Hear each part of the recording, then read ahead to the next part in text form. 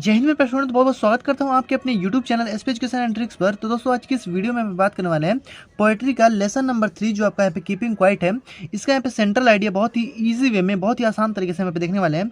और इस वीडियो में आपको यहाँ पे जो कीपिंग क्वाइट वाला सेंट्रल आइडिया है और आपके एग्जाम में बोर्ड एग्जाम में यहाँ पे हमेशा पूछता है और इस एग्जाम में प्रश्न आपको देखने को मिलते ही हैं। तो कीपिंग क्वाइट वाला जो हमारा सेंट्रल आइडिया है इसको बहुत ही ईजी तरीके से बहुत ही ईजी वे में आज की इस वीडियो में आपको क्लियर हो जाने वाला है। तो 5 मिनट की छोटी सी वीडियो है और इसमें आपको यहाँ पे सारी चीजें क्लियर हो जाएंगी। ठीक है,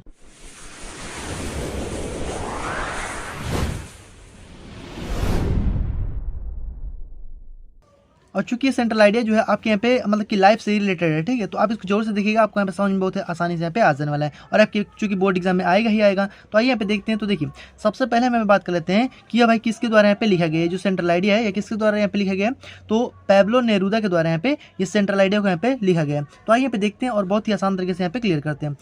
तो चलिए यहाँ पे देखते हैं सेंट्रल आइडिया को ध्यान से, आपको देखते चलना है और ये सारी चीज़ आपके माइंड में यहाँ पे छप जाने वाली है। ठीक है, देखिए ध्यान से यहाँ पे देखिए आपको यहाँ पे लिखा गया है कि the central idea of the poem keeping quiet composed bye Pablo Neruda, यानी ये जो सेंट्रल आइडिया है कीपिंग क्वाइट, ठीक है, जो कीपिंग क्वाइट का जो सेंट्रल आइडिया है इसको कंपोज्ड बाय यानी इसको लिखा गया है किसके द्वारा भाई, तो पैब्लो नेरूदा के द्वारा यहाँ पे लिखा गया है, फिर कंपोज किया गया है। ठीक है, तो ये आपको यहाँ पे हो गया एक लाइन। अब देखिए अब इसके आगे आपको शुरू में आपको ऐसे ही लिखना है। अब देखिए अब लिखेंगे क्या भाई कि in this poem shows that, यानी ये पोयम जो है इस पोयम के अंदर हमें दिखाया गया है दैट मोस्टली टॉक अबाउट, यानी हमें बातें करना चाहिए भाई किससे, the necessity of quite introspection. अब देखिए यहाँ पे इंट्रोस्पेक्शन सबसे मतलब कि बहुत ही बेहतरीन मीनिंग यहाँ पे दिया गया। इंट्रोस्पेक्शन यानी होता है आत्मनिरीक्षण। ठीक है, यानी हमें अपने आप से यानी हमें आत्मनिरीक्षण हमें करना चाहिए शांति रूप से। ठीक है, शांति रूप से हमें आत्मनिरीक्षण करना चाहिए, यानी हमें अपने आप से हमें बातें करना चाहिए। एंड क्रिएटिंग ऑफ फीलिंग, जिससे हम क्या कर सकते हैं, creating a feeling of mutual understanding among human beings, जिससे हम ह्यूमन बींग्स मतलब होता है मनुष्यों के बारे में या फिर मानव जाति के बारे में। ठीक है, मानव जाति के बारे में जो म्यूचुअल अंडरस्टैंडिंग है, जो आपसी समझ है, उसको मैं पे विकसित कर सकते हैं, यानी उसको मैं पे जान सकते हैं। ठीक है, वही इस कहानी के माध्यम से बताया गया। तो यानी इस पूरी मतलब कि इसका अर्थ क्या हुआ है हमारे यहाँ पे कि हमें जो कि ह्यूमन जो होते हैं यानी मनुष्य जो होते हैं उनकी आपसी भावनाओं को पैदा करने में यहाँ पे मदद करेगा। कौन सा भाई, तो यहाँ पे हमें जो आपका यहाँ पे इंट्रोस्पेक्शन है यानी आत्मनिरीक्षण है, यानी अगर हम यहाँ पे शांत रहेंगे तो हमें दूसरों की भावनाओं को समझने में यहाँ पे मदद करेगा। ठीक है, तो ये आपसे यहाँ पे बोला गया। अब देखिए अब नेक्स्ट आपका यहाँ पे क्या लिखना है आपको यहाँ पे कि ही सेज, यानी अब यहाँ पे पोएट जो है हम क्या कहते हैं, देखिए keeping still will help us to start our activities in a nice way. अभी इससे क्या होगा कि भाई ही सेज, यानी जो पोएट है यहाँ पे कहते हैं कि कीपिंग स्टिल, अगर हम यहाँ पे शांत रहेंगे तो हमें क्या करेगा कि यह हमें अपनी एक्टिविटीज़ को करने के लिए, यानी जो भी हमारे एक्टिविटीज जो भी हमारे कार्य हैं उसको करने में एक अच्छा रास्ता यानी नाइस वे जो है हमें प्रदान करेगा। ठीक है, यानी यह हमें हेल्प करेगा भाई किस में, तो हमें अपने कार्य को करने में, यानी हम शांत रहेंगे तो हम किसी भी कार्य को करने में यह हमें हेल्प करेगा। ठीक है, यहाँ पे आपको ये समझ लेना है। तो आगे हम बात करते हैं। अब देखिए अब इसके लिए इन्होंने क्या बताया है कि सो काउंटिंग 12। अब इन्होंने बताया है कि अब आप क्या करिए कि अब आप यहाँ पे 12 तक यहाँ पे गिनिए। ठीक है, और and stop all activities for a few second, और कुछ समय के लिए अपने सारे एक्टिविटीज जो भी आप कार्य करें उसको यहाँ पे छोड़ दीजिए, यानी आप 12 तक गिनिए और उसको यहाँ पे सारे कामों को यहाँ पे छोड़ दीजिए। उसके बाद से पोएट सेज, यानी पोएट फिर कहते हैं क्या कहते हैं कि that the person who remain all the time busy in worldly activities can never understand themselves।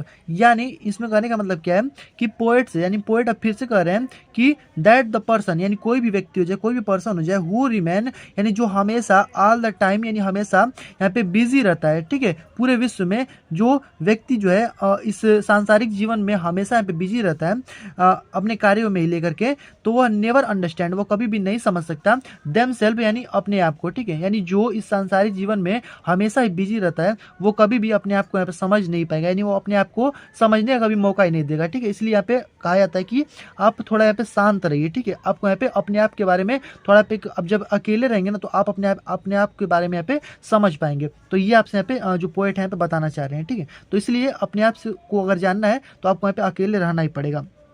अब देखिए तो देम सेल्फ हो गया ना यहाँ तक।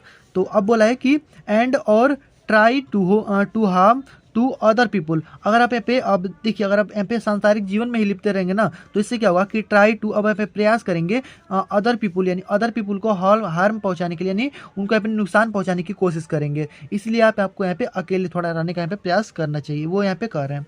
उसके बाद से एवरीबॉडी नीड टू स्टिलनेस, यानी एवरीबॉडी यानी प्रत्येक को नीड यानी आवश्यक है, आवश्यकता है कि भाई किसकी, स्टिलनेस यानी ठहराव की, अपने जीवन में ठहराव की सबसे ज़्यादा आवश्यकता होती है प्रत्येक व्यक्ति को, ठीक है। उसके बाद से पोएट यूजेज, अब देखिए भाई पोएट भाई क्या यूज़ कर रहे हैं और हमें समझा रहे हैं कि द सिंबल ऑफ अर्थ। अब उन्होंने अर्थ का एक सिंबल यानी अर्थ को उन्होंने रिप्रेजेंट किया है, यानी अर्थ के माध्यम से उन्होंने हमको बताया है। सेज यानी कहते हैं भाई, क्या कहते हैं कि that in winter the earth seem to be dead, यानी विंटर के यानी ठंडी यानी शीत जब ऋतु आती है उस समय पृथ्वी जो होती है वो हमें मरी हुई दिखाई देती है, ठीक है। यानी अर्थ जो होता है वो हमें सीम्स टू बी डेड, यानी हमें मरा हुआ दिखाई देता है, okay. But in spring season, यानी जब जैसे वसंत की ऋतु आती है, वसंत ऋतु आता है, तो सीम्स अलाइव, और वो हमें यहाँ पे एकदम मतलब कि एकदम जागी हुई दिखाई देती है, यानी जागृत दिखाई देती है, ठीक है। यानी शीत ऋतु में हमें मरी हुई दिखाई देती है, और जो कि स्प्रिंग सीजन में यानी वसंत ऋतु में हमें जागृत यानी जागी हुई यहाँ पे दिखाई देती है।